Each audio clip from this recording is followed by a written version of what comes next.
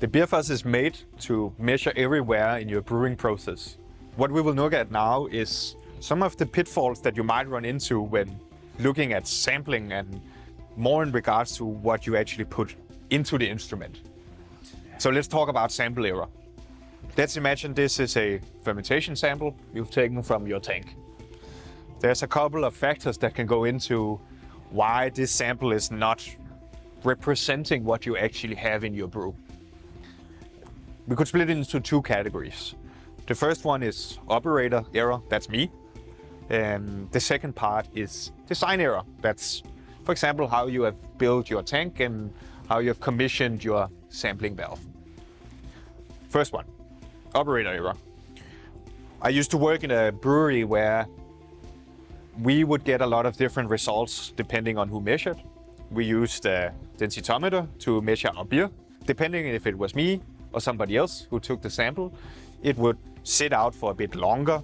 Let's say you take your sample from your tank, you sample 20 tanks, you put them all on a table and you leave them for a bit because you have other things you need to take care of. That could be a way of doing it. The other way of doing it is taking one sample and measuring directly.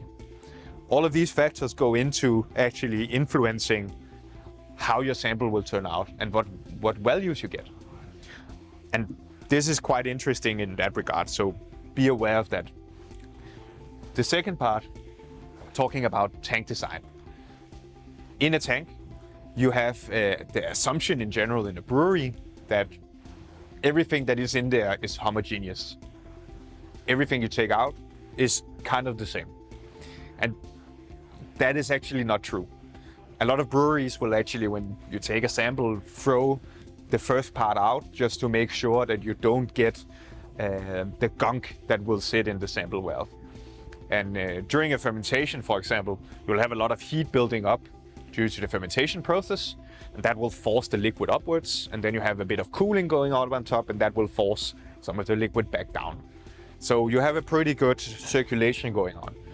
But what happens later on, like in maturation, for example, where you have it sitting a bit more dull? There you don't have the same mixing. And in regards to that, you also have some dead zones in your tanks where the liquid will be different. So making the assumption that everything in that tank is going to be the same can be kind of dangerous. So we usually recommend that as long as you do it in the exact same way every time, you kind of incorporate your own bias into your measurements, and that you can actually deal with. Then you know if it measures something, it is what it's supposed to be. So that's actually how we usually recommend that you handle your sample. Do it the same way and make sure that you maybe have a look at how I do things or my colleague do things differently.